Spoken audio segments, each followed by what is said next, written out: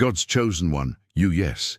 You who feel this burning in your chest right now, unsure why. These words are pulling at something deep, deeper than language, deeper than sound. This is not a message. This is not content. This is thunder. This is fire.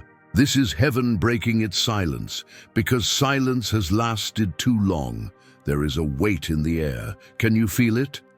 Not depression, not confusion. It's something heavier, something sacred. It's the withdrawal of something divine. And before we go further, before we say another word, let me tell you clearly, this is not for everyone. This is for the one who was chosen and then wandered, the one who knew better but still went back, the one who felt the release and still returned to the cage. You.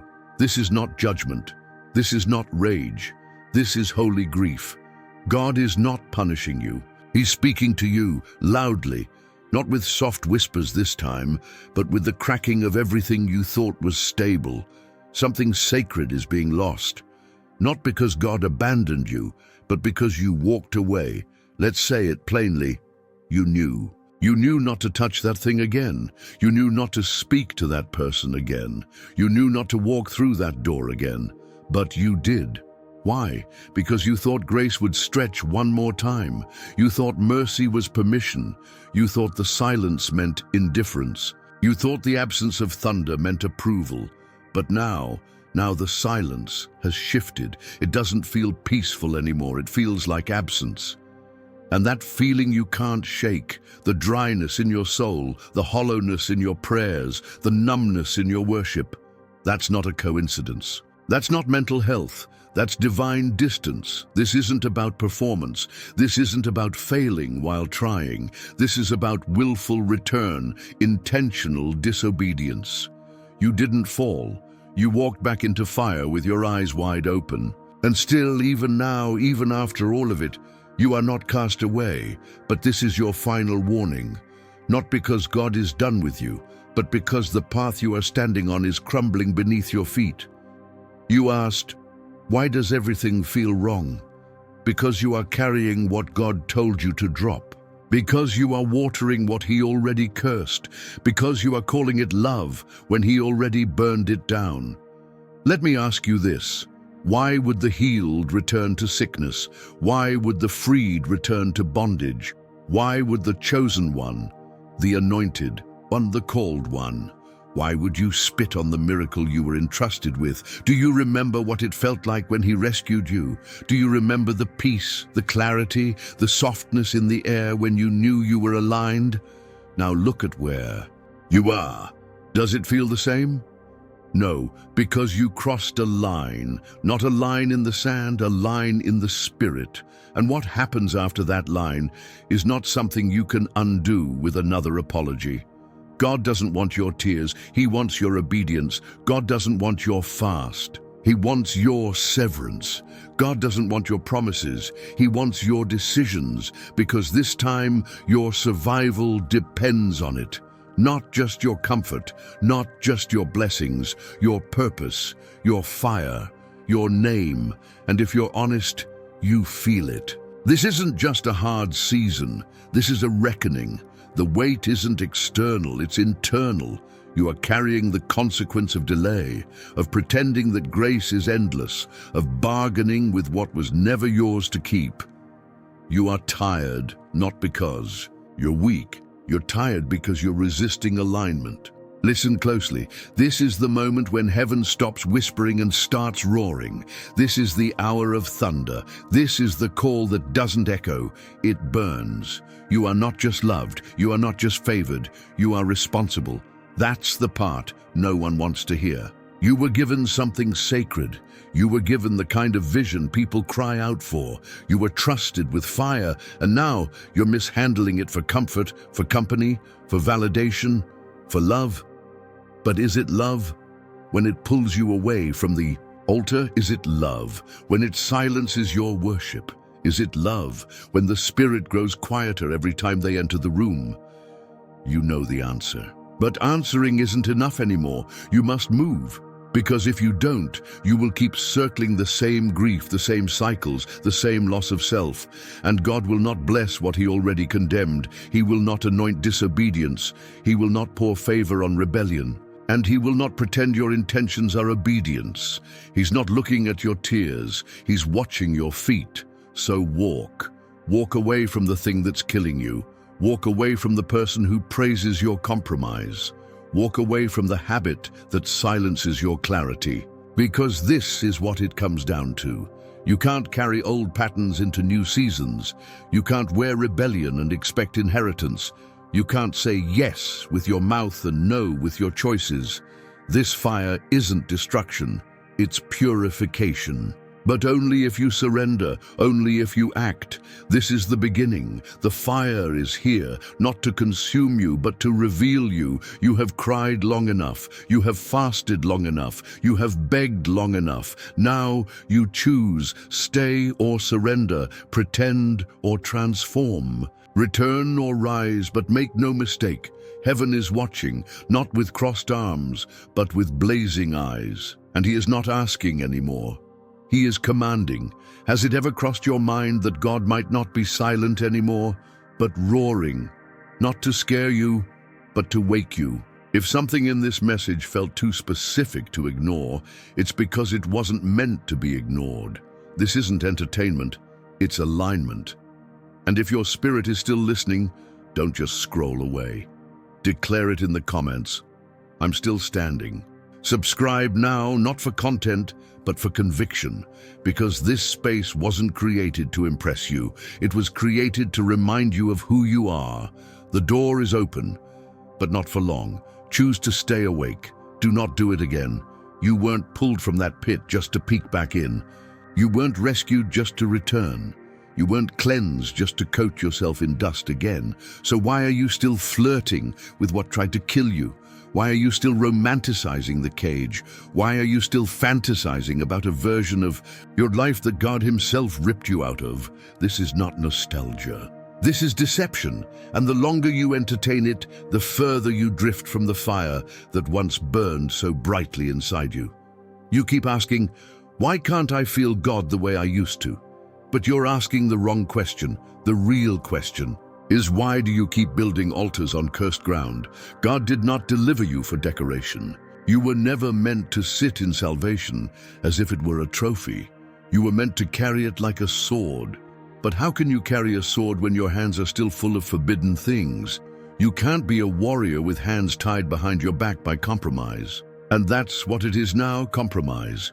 It's not confusion anymore, it's not weakness anymore, it's not, I didn't know. You knew. You were warned, you were stirred, you were whispered to in dreams, in silence, in people, in patterns. And still you stayed. And now, the fire that once surrounded you is flickering into something almost unrecognizable. But it doesn't have to stay that way. The embers are still hot. The breath of heaven still waits to blow upon what remains.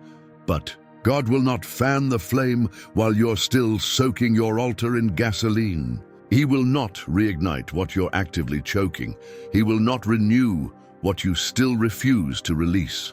You can't move forward while holding on to dead weight. And the tragedy is not that you made a mistake. The tragedy is that you keep calling it love, that you keep calling it a season, that you keep calling it human.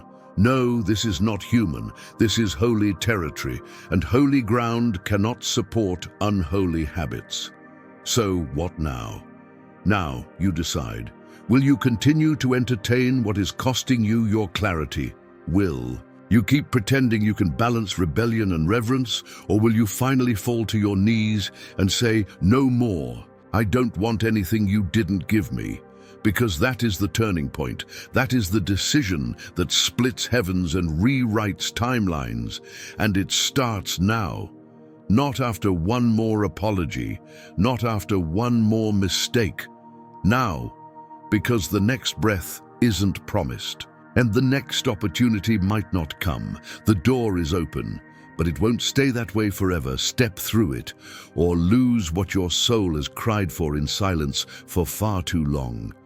God's chosen one. Let's not dance around the truth anymore. You didn't. Think it would cost this much, did you? You thought you could return, and things would feel the same. You thought you could touch what was once cursed and still be blessed. You thought you could play with the fire and not smell like smoke. But look around you now. The peace you once carried, gone. The clarity you once had, clouded. The favor you used to feel, heavy now, distant. And it's not because God changed. It's because you did.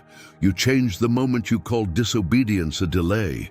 You changed the moment you justified what you once wept over. You changed the moment you said, just this one time, and the Spirit whispered, don't. But you did it anyway, and now here you are, tired, confused, hollow, asking where he went, but he didn't leave. You walked, step by step, choice by choice, excuse by excuse. And the most dangerous part, you still think you have time. You don't feel the shaking under your feet. You don't see how thin the veil is. You don't realize the oil is drying from your name. This isn't just about the thing you did. It's about the altar you abandoned. It's about the standard you lowered, the identity you silenced, the light you dimmed to make darkness comfortable. And now, you're wondering why nothing makes sense. This is not confusion. This is consequence. This is divine structure correcting your deviation. Because here's what no one told you. God will let you walk. He'll let you go far enough that your own echo becomes unbearable. He'll let you reach the edge of the promise and feel the weight of exile. Not because he wants to lose you, but because he wants you to choose him freely. This is the valley of reckoning. This is the space between knowing and obeying, and many never make it out of this place. Why? Because they think conviction is enough. They think tears are transformation. They think feeling bad is repentance. It's not. Repentance isn't weeping, it's walking away, completely, violently, without turning back. And until you do, the silence will remain, the fire will grow, the dreams will dim, and the ache will deepen, not because God is cruel, but because he is serious, serious about your alignment, serious about your purpose, serious about the bloodline you carry, serious about the generations depending on your yes. Let's stop pretending your choices don't matter. Because they do. They matter to the people you were meant to lead. They matter to the children you haven't yet raised. They matter to the prayers of your ancestors. They matter to the rhythm of divine timing. You are not a wandering soul. You are a gate. And when a gate is breached, what was meant to flow through it halts. This is why everything feels stuck. This is why your prayers feel dry. This is why your joy feels like a memory, because you allowed access to what God told you to sever, because you reopened the door. He shut in mercy. Because you thought the fire was over, when in truth it was only beginning. You weren't just called to survive, you were called to blaze, and you can't carry fire in arms full of compromise. You say you want purpose, then why are you negotiating with what delays it? You say you want freedom, then why are you feeding the chains? You say you want to hear God again, then why are you still talking to the thing he told you to cut off? This is not punishment. This is protection. But protection requires obedience, not emotion, not logic, not understanding. Obedience. And obedience doesn't wait for comfort. It moves with trembling hands. It moves through pain. It moves before the evidence shows up. Because obedience isn't about outcomes, it's about allegiance. And right now, heaven is watching to see where yours lies. Are you aligned with God's voice or with your own patterns? Are you led by conviction or convenience? Because here's the secret. Every time you return to what God burned down, you choose slavery again. You choose Egypt again. You choose silence again. And then you wonder why your spirit is suffocating. It's not the world. It's not the devil. It's your refusal to let go. Let go of the lie that you need them. Let go of the belief that you'll die without it. Let go of the fantasy that this time will be different. Because it won't. It never was. And the more you resist, the more the fire will turn from purification to destruction. Not because God is angry in wrath, but because you are still bargaining in rebellion. You cannot drag your idols into his courts. You cannot plead for glory while hiding your compromise. You cannot wear holiness like a costume and expect favor to fall. He sees it, all of it, and he's not moved by performance. He's waiting for sacrifice, not emotional hype, not shallow promises, not stage surrender. He's waiting for your yes, your real one, the one that costs, the one that severs, the one that doesn't look back. So ask yourself, what am I still holding that God asked me to burn? What relationship still whispers against the voice of the Spirit? What habit still chokes the breath of worship? What place still welcomes my compromise? And when will I be done? Because if not now, when? And if not this fire, what will it take? Do you understand the gravity of this moment? This is not just another hard season. This is the fracture between destinies. This is the fork in the road where legacy is shaped or lost. Do not misread the pain. It's not abandonment, it's a rescue. But rescue requires surrender, real surrender, the kind that terrifies your flesh. The kind that disrupts your plans, the kind that shifts everything. And if you don't choose it, you're not just delaying the promise, you're distorting the timeline. Your delay isn't just costing you peace, it's costing souls, it's costing revival, it's costing alignment. God is not playing games with your name. He branded you with purpose. He wrapped you in covenant. He marked you with fire, and the fire will not go out, but it will consume anything that stands between you and him. So move. Not tomorrow, not after one more conversation, not after one more night. Now, because every moment you wait, the weight grows heavier, the silence grows louder, and the cost climbs higher. You know this, you feel it.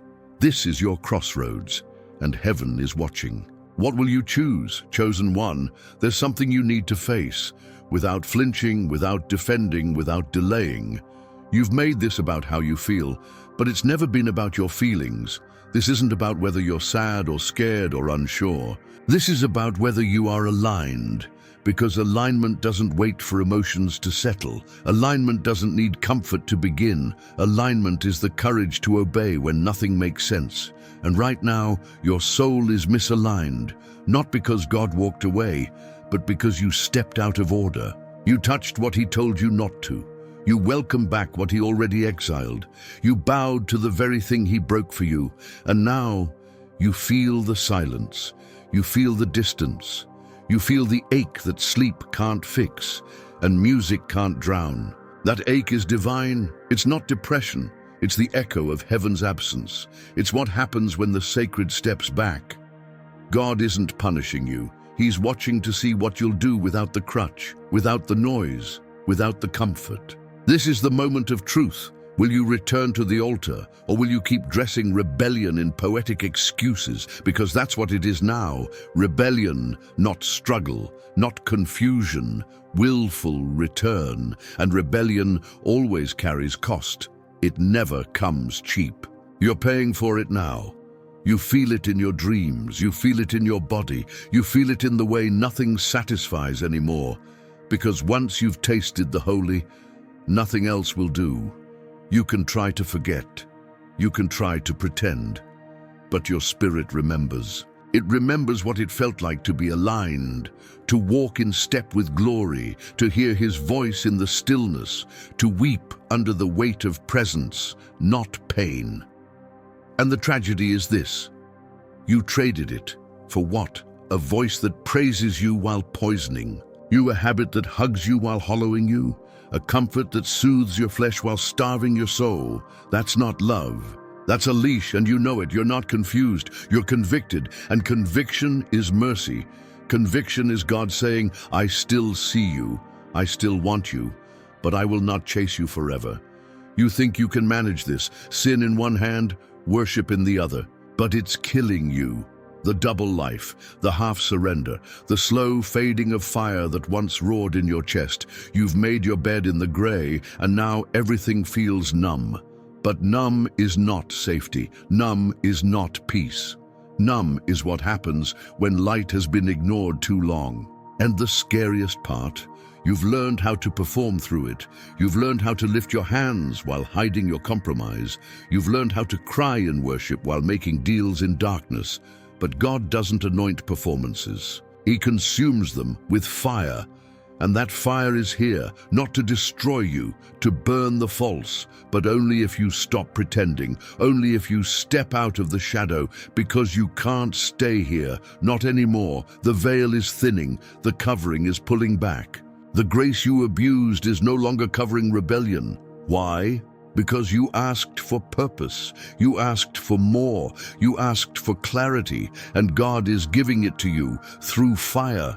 Because if He doesn't break you here, you will build something holy on a cursed foundation. And what's worse than falling is succeeding in something God never blessed. You don't want that. You don't want applause without alignment. You don't want visibility without purity. You don't want promotion if it costs your presence. You want to burn again. You want the fire back. You want to feel Him again. And you can, but not if you do it again. Not if you touch it again. Not if you explain it away again. Not if you keep telling yourself it's just a season. It's not a season. It's a stronghold, and it must be shattered, not reduced, not managed, not tapered, shattered, because what's coming next cannot carry this version of you.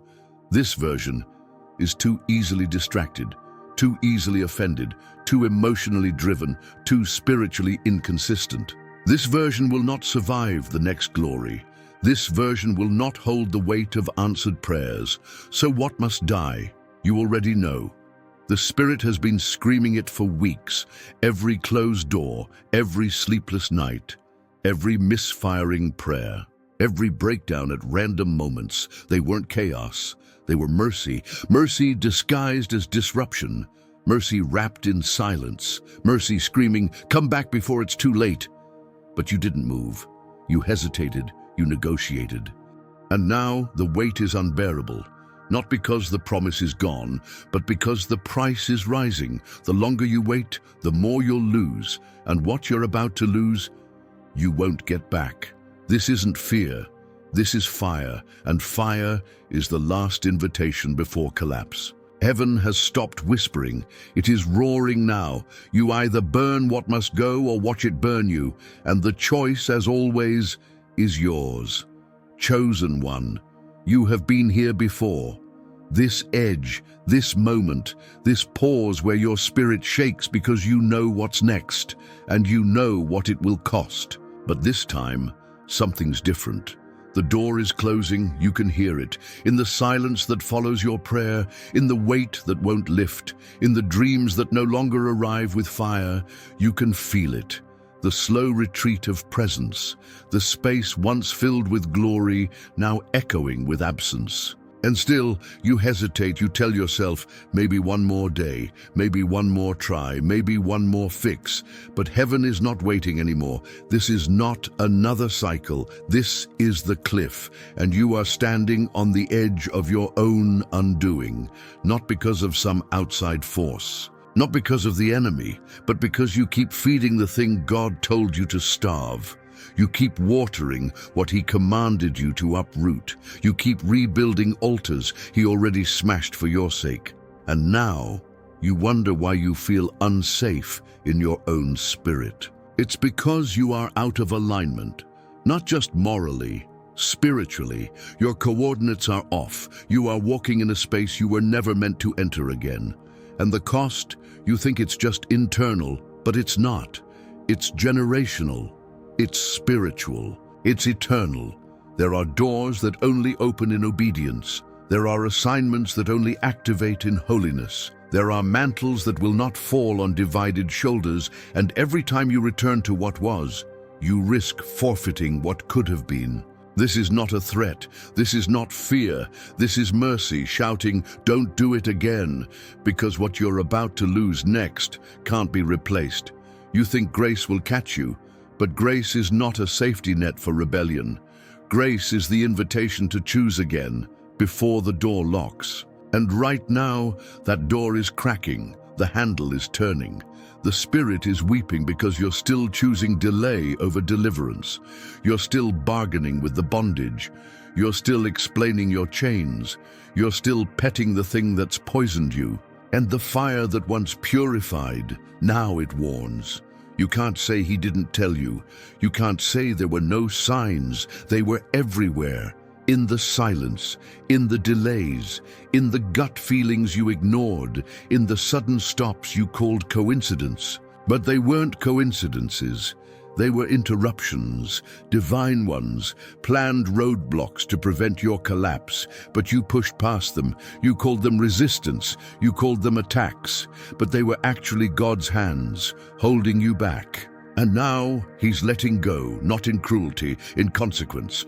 Because if he doesn't remove the shelter, you'll never stop standing in the storm. If he doesn't cut the rope, you'll never stop climbing the wrong mountain. So now he's watching, not from distance, but from the inner courts of your decisions. He sees what you agree with in secret. He hears the whispers you entertain. He weighs every "just this once" as if it's a prophecy, because it is. And if you keep speaking rebellion with your actions, he will let you live in its harvest. That is what divine anger looks like. Not thunder, not lightning, withdrawal, letting you feel what it's like to live without the light. And many of you already are. You're not cursed. You're cut off from alignment, and nothing is working. Why? Because disobedience dries everything it touches. It dries purpose, it dries joy, it dries strength, it dries provision. And yet, you're still hoping for rain. But rain only falls where seeds were sown in surrender, not where compromise still rules, not where idols still sit on your altar, not where sin still sings lullabies in your ears at night. This isn't about being perfect, this is about being real. Are you real? Are you truly surrendered? Or are you performing surrender while privately feeding rebellion? God is not fooled. He sees the real you, and he wants that you, even now. Even if you're broken, even if you're weary, even if you're still tangled up in what you were supposed to leave, he wants that you.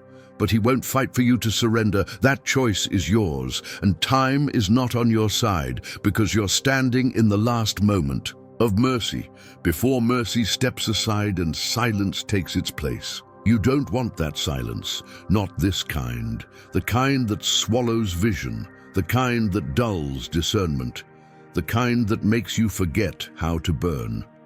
This is not about whether you still believe, this is about whether you still obey. Because belief without obedience is still rebellion. And rebellion after revelation is betrayal.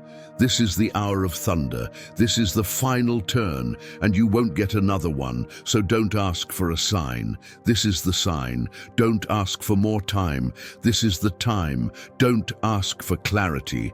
This is as clear as it gets. If you walk back now, you may not walk out again, so burn it, block it, end it, cut it, kill it.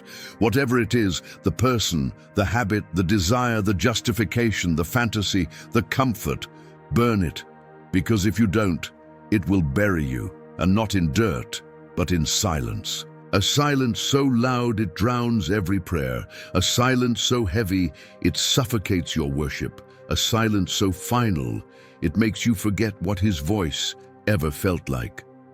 Do not go there. Do not gamble with your fire, because this time, the cost will be your calling. And you were chosen for more than this, chosen one. There's something terrifying happening right now, not in the news, not in the weather, not in politics, but inside you. You've become exposed, not to people, to consequence, to reality, to the weight of every yes you gave to something God already condemned. And you didn't even notice when the covering lifted. You were too busy trying to feel okay again, trying to reclaim the feeling of presence without returning to the posture of obedience. You're not broken, you're bare. The armor that once shielded you has been withdrawn, not because God wants you harmed, but because you refused to listen when he whispered. So now, he is silent. And in the silence, everything is louder. The guilt, the compromise, the things you justified, the voices you allowed, the shadows you entertained. They're all screaming now, not because they grew stronger, but because your spirit grew quieter. This is not what you were made for. You were never meant to live unguarded. You were never meant to be a naked flame in a cold world, but your own choices stripped you. You laid down the sword. You muted the voice, you settled in shadows, and now you wonder why the fire no longer warms you. It's because the fire is no longer beside you. It's watching from afar, waiting to see if you'll turn, not speak, not cry, not panic. Turn, because that's what repentance is. It's not weeping, it's not apology, it's not worship through guilt. It's turning, deliberate, costly, total. And until you turn, everything will feel wrong. Not because you're cursed, but because you're called. And the called cannot find peace in what they were pulled out of. You're trying to pray while still connected to what pollutes you. You're trying to serve while still yoked to what strangles you. You're trying to ascend while dragging the very things that keep you low. It won't work. It never did. That's why you're tired. That's why your prayers feel weightless. That's why your discernment is dull. That's why your spiritual appetite is gone, because alignment has been replaced with agreement, not with heaven, but with the very thing you were anointed to destroy. You've made peace with your past, but your past has not made peace with your purpose, and now it's fighting back. Every time you try to rise, it reminds you who you used to be. Every time you try to obey, it whispers who you once ran with. Every time you try to surrender, it flashes the memory of what felt good for a moment. But moments lie, feelings lie. Only fire tells the truth, and the truth is this: you are living outside the parameters of your promise. You are walking where there is no light. You are praying in rooms God already vacated because you wouldn't leave what He told you to. You're asking for restoration, but He can't restore what you keep re-breaking. You're asking for clarity, but you won't silence the voices that drown His whisper. You're asking for power, but you're still leaking from every spiritual wound you refuse to close. There is no breakthrough without obedience. There is no revival without release. There is no inheritance without separation. And yes, it hurts. It hurts to let go. It hurts to walk away. It hurts to burn the bridges you once called shelter. But the pain of letting go is nothing compared to the pain of staying where God no longer is. And some of you are feeling that pain now. You're surviving, but you're not alive. You're smiling, but your spirit is numb. You're functioning, but you've lost your fire because you traded purpose for people. You traded glory for attention. You traded promise for momentary pleasure, and now the smoke of your own disobedience chokes the room you worship in. But listen carefully. It is not too late unless you delay again. This is not a scare tactic. This is sacred urgency. You are standing in the final space before collapse. And collapse doesn't always look like death. Sometimes it looks like success without fulfillment. Sometimes it looks like influence with no oil. Sometimes it looks like a full schedule and an empty soul.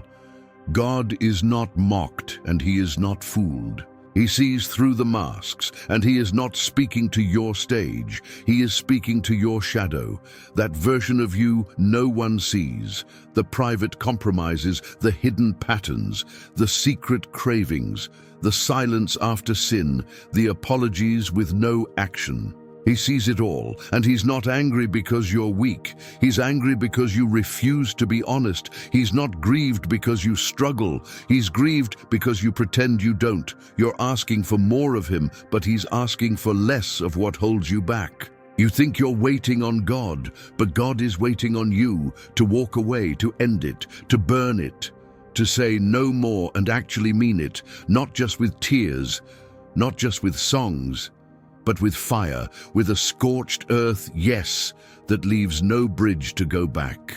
That's the level of obedience this season demands. That's the weight of your calling. That's the requirement of the next glory. And if you don't rise to it, you'll stay gifted but ghosted, visible but disconnected, recognized by man but rejected by spirit. And nothing is worth that. Not the relationship, not the applause, not the comfort, not the story you keep telling yourself to justify staying. You are chosen, so act like it. Chosen one. If you've made it this far, it means your spirit is still listening. And that alone is a sign that the fire hasn't gone out completely, that there is still a flicker inside you that refuses to die. But don't mistake that flicker for security. A flicker must become a flame, or the wind that's coming will snuff it out. This is not a moment for reflection. This is a moment for decision, because everything is about to shift. And the only question now is, will you shift with it, or be left behind by what once carried you? You were never meant to stay here, in this. Limbo between conviction and compromise, between calling and convenience, between light and almost light. You were not created to live half awake, half surrendered, half holy. And the truth is, you know exactly what needs to go. It's not unclear. It's not complicated. It's not hidden. It's that person, that voice, that pattern, that place you keep revisiting in your spirit, even after God shut every physical door. You don't need another sign. You don't need another delay. You don't need another collapse to convince you that your foundation is rotting. You need obedience, and not the kind that waits for understanding, not the kind that seeks applause, not the kind that moves only when it feels good, the kind that walks away, bleeding, the kind that lets go while shaking, the kind that breaks the cycle while still craving it. That's what real surrender looks like. You say, but I love them. But love that cost you God is not love. It's manipulation. You say, but I feel safe there. But safety that silences your spirit is not safety, it's seduction. You say, but it's not that bad anymore. But anything that keeps you from the fullness of who you are is bad enough. The standard is not, is it tolerable? The standard is it holy, because your life isn't normal, your name isn't ordinary, your purpose isn't random. You were born for fire, you were born for intercession, you were born to walk through what others died in. And you keep forgetting that. You keep looking for comfort when you were designed for consecration. And so now, God is drawing the line. This is not symbolic. This is not metaphor. This is reality. The line between the called and the casual, the line between the surrendered and the pretending, the line between the ones who carry glory and the ones who only talk about it. And you know where you've been standing, half in, half hiding, half alive. But this moment, this final moment demands everything. No more excuses, no more explaining. No more waiting for the right time. This is the time, and if you delay now, you will delay things you didn't even know were for you. You will forfeit alignments. You will miss divine intersections. You will walk right past your own answered prayers because you were still carrying what God told you to bury. This is the cost, and you must pay it in full. Tears are not payment. Apologies are not payment. Empty hands and burnt bridges, that is the currency of obedience, and some of you have already paid in part. But partial payment does not release the fullness of the promise. You keep one foot in the fire and one in the ashes, wondering why the flame won't rise, because duality kills glory. You cannot serve both. You cannot keep both. You cannot hold on to darkness and expect the light to honor you. This is not about worth. You are worthy. This is about willingness. Are you willing to be holy again? Not perform holiness, not speak it, not pretend it, be it. Are you willing to walk alone if it means walking with God? Are you willing to lose their number if it means heaven? Redial's yours. Are you willing to delete the photos, burn the journal, leave the group chat, shut the door, kill the plan, cancel the trip, lose the opportunity, miss the promotion, block the temptation? If it means your spirit breathes again. Because this isn't about the external. This is about your altar. It's defiled, and you know it, but it doesn't have to stay that way. The fire can return. The presence can rush in. The oil can flow again. But not while you keep bowing to what you were anointed to destroy. God will not pour fresh glory on a soul that still flirts with shadow. So this is it, your moment, the last one. Heaven isn't whispering anymore, it's roaring. The angels aren't surrounding you for comfort, they're bracing for judgment if you stay where you are. This is the ground between mercy and silence, and you must decide. Do you want to be healed or just helped? Do you want fire or just forgiveness? Do you want to rise or just recover? Because rising demands more. It demands everything. But if you give him everything, every chain, every voice, every idol, every excuse, you will not just be restored, you will be transformed, and not for show, for real, for purpose, for power. You will become the kind of vessel hell regrets touching. You will walk in rooms and silence confusion. You will speak and chains will snap. You will pray and heaven will answer before the final syllable.